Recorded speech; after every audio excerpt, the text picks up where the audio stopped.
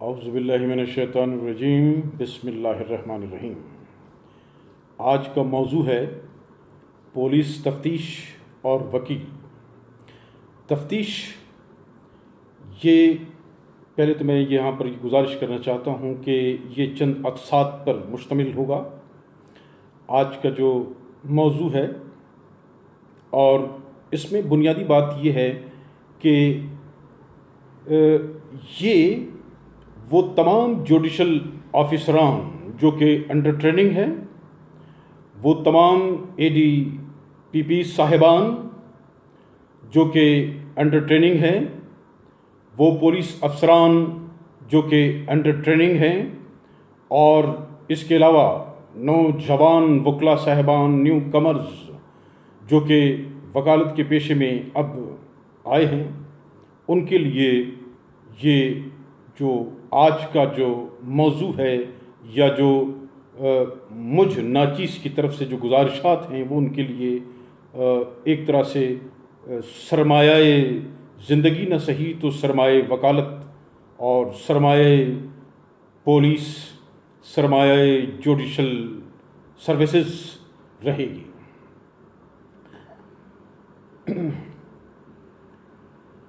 فوجداری وکالت کے حوالے سے بھی، اور اگر بینچ کی طرف دیکھا جائے تو اس طرف بھی تفتیش کی اہمیت بدرجہ اتم ہے۔ اگر آپ تفتیش کو سمجھ گئے کہ تفتیش کیا ہوتی ہے تو آپ کے لیے فوجداری وکالت آسان ہو جائے گی۔ اگر آپ تفتیش کو سمجھ گئے تو آپ کے لیے بینچ پر معزز جوڈیشل آفیسر کی صورت میں آپ کو اپنا کام کرنا جو ہے وہ آسان ہو جائے گا۔ بات یہ ہے کہ انگریز جب برصغیر میں وارد ہوا اور اس نے یہاں پر اپنی حکومت قائم کی تو نظم و نسق قائم کرنے کے لیے اس علاقے میں اس نے یہ کہا کہ کچھ قوانین بنائے جائیں، مثلا کہ جرم کیا ہے، مجرم کون ہے، اور کس مجرم کو کس جرم کے لیے کتنی اور کیا سزا ملنی چاہیے۔ اس کے لیے اس نے جو ہے انڈین پینل کوڈ 1861 کی تدوین کی۔ وہ کوڈ چند ترامیم کے بعد جو ہے پاکستان پینل کوڈ 1861 کے حوالے سے پاکستان میں پروملگیٹڈ ہے، اور اب بھی جو ہے اس کا نفاذ ہے۔ پھر انگریز نے پولیس ایکٹ 1861 بنایا، اور اسی طرح پولیس رولز 1861 کی تدوین کی۔ اس کے بعد اس نے 1898 میں ضابطۂ فوجداری یہ مدون کیا، اس کی تدوین کی کہ مجرم کو جرم کو ڈیٹیکٹ کر کے، مجرم کو پکڑ کے، مجرم سے شواہد اکٹھے کر کے، اس کے جرم کے بارے میں، اس کی گلٹی کے بارے میں مواد اکٹھا کر کے عدالت کو پروڈیوس کرنا، اور پھر عدالت کو رہنمائی دینا کہ اس نے کس طریقے سے کام کرنا ہے۔ اس کے لیے 1861 کا جو ہے وہ ضابطۂ فوجداری جو ہے وہ مرز وجود میں آیا، اور اسی طریقے سے پھر پولیس رولز 1934 کا پولیس رولز آیا، اور اس کے بعد پھر پولیس آرڈر 2002 یہ آیا۔ بنیادی طور سے اس بات کو ڈیٹرمن کرنے کے بعد کہ جرم کیا ہے، کون سی ضابطے کی وائلیشن جو ہے وہ جرم کہلاتی ہے، اور پھر مجرم کیا ہے، اور مجرم کو کیفر کردار تک پہنچانے کے لیے ضابطہ جو بنایا گیا، ضابطۂ فوجداری بنایا گیا، اس میں جو سب سے اہم عنصر ہے وہ ہے جرم کو ڈیٹیکٹ کرنا اور جرم کے بارے میں شواہد اکٹھے کرنا۔ جنرلی یہ کام پولیس کا ہے، اسی کو تفتیش کہتے ہیں، اور اس میں مین رول جو ہے وہ پولیس رولز 1934 کا ہے۔ تعزیرات پاکستان نے 1861 کے تحت یہ چیز ڈیٹرمن کر دی کہ جرم کیا ہے اور مجرم کو کس جرم کی کتنی سزا ملنی چاہیے۔ وہیں پر جیسے کہ میں نے ابھی کہا کہ ضابطۂ فوجداری اور پولیس رولز آ گئے۔ جرم و مجرم کو کیسے ٹریس کیا جائے، کیسے گرفتار کیا جائے، گرفتار شدہ مجرم کو کیسے جو ہے وہ اس کے ساتھ کیا بیہیو کرنا ہے، آگے کیا کرنا ہے۔ اگر اس نے کوئی جرم کیا ہے، ایسا جرم کیا ہے، مثلا اس کی جرم کی نوعیت کوئی ڈکیتی کی ہے، چوری کی ہے، تو مال مسروقہ یا جو ڈکیتی کا مال ہے، یا اگر اس نے ملزم نے قتل کیا ہے، کسی کو زخمی کیا ہے، تو آلے قتل اگر وہ کلاڑی ہے، چھرا ہے، خنجر ہے، پسٹل ہے، وغیرہ وغیرہ، تو اس کی برآمدگی کیسے ہوگی، اس کو کس طریقے سے جو ہے وہ قبضہ پولیس میں لیا جائے گا، اور اگر وہ موقع پر پکڑا جاتا ہے، موقع سے برآمدگی ہوتی ہے، تو اس کو کیسے قبضہ پولیس میں لیا جائے گا، اور اگر وہ بعد میں گرفتار ہوتا ہے یا وہ یہ کہتا ہے، وہ اس چیز کے انکشاف کرتا ہے کہ وہ بتا سکتا ہے کہ اس نے آلہ قتل یا آلہ جرم کہاں چھپا کے رکھا ہے، تو اس کی برآمدگی کا کیا طریقہ کار ہوتا ہے۔ اچھا، پھر اس کے بعد یہ بات آتی ہے کہ کیمیکل ایگزامینیشن کیا ہوتی ہے اور اس کا کیا طریقہ کار ہوتا ہے۔ کیمیکل ایگزامینیشن کے لیے کون کون سی اشیاء جو ہے وہ کیمیکل ایگزامینر کے پاس بھیجی جا سکتی ہیں یا بھیجی جاتی ہیں، اس کا کیا طریقہ کار ہوتا ہے، کن مراحل سے وہ گزرتی ہیں، ان کے ساتھ کون کون سے کاغذات نتھی کیے جاتے ہیں، کون کون سی اشیاء کس طریقے سے، کس چیزوں کی پارسل بنایا جاتا ہے، کون سی چیزیں جو ہیں بغیر پارسل کے ہوتی ہیں، وغیرہ وغیرہ، پولیس سیلڈ کیا ہوتی ہے، تفتیشی کی سیلڈ کیا ہوتی ہے، کس طریقے سے جو ہے اس کو سیل کیا جاتا ہے، اور جب یہ کیمیکل ایگزامینر کے پاس جا کر وہاں سے ریٹرن ہوتی ہے تو اس کا کیا طریقہ کار ہوتا ہے، اور یہ کیسے واپس آتی ہے، ان کے ساتھ کون کون سے کاغذات نتھی ہوتے ہیں، کون ان کو لے کر آتا ہے، کون ان کو دینے جاتا ہے، اور کون ان کو لے کر آتا ہے، مطلوبہ اشیاء بھیجنے کا طریقہ کیا ہے، وغیرہ وغیرہ۔ اسی طریقے سے زخمی ہے یا اگر کوئی مقتول ہے یا کوئی وکٹم ہے تو اسے کیسے ٹریٹ کیا جائے گا، کیسے اسے ریسکیو کیا جائے گا، اور اگر وہ اس کی انکویسٹ رپورٹ جو کہ غیر طبعی موت کی وجہ سے جو ایکسیڈنٹل ڈیتھ ہوتی ہے یا ان نیچرل ڈیتھ ہوتی ہے، تو انکویسٹ رپورٹ جو ہے وہ کس طریقے سے مرتب کیا جاتا ہے۔ اور تفتیشی کا کام بہر طور یہ ہے کہ اگر کوئی گناہ گار ہے تو اس کو جو ہے کیفر کردار تک پہنچانے کے لیے اپنی ذمہ داریاں جو کہ قانون نے اس کو تفویض کی ہیں بطور پولیس آفیسر، وہ اس کو انجام دیتا ہے، اور اگر کوئی بے گناہ ہے تو وہ ڈیوٹی، وہ فرائض وہ سر انجام دیتا ہے کہ جو کہ ایک بے گناہ کو نہ کردہ جرم سے نہ کردہ گناہوں سے بچانے کے لیے جو کردار ہوتا ہے وہ ادا کرتا ہے۔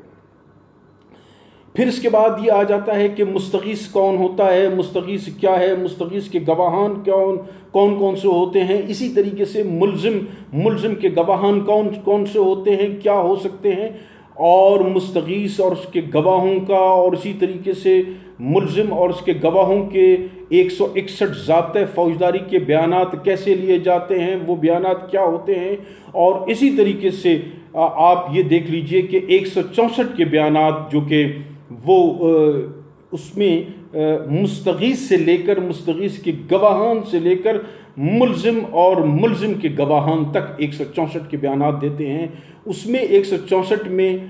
اقبالی جو بیان ہوتا ہے جو کہ کنفیس کرتا ہے کسی ملزم کا کہ اس نے یہ جرم کیا ہے، اس کی نوعیت کیا ہوتی ہے، یا اگر کوئی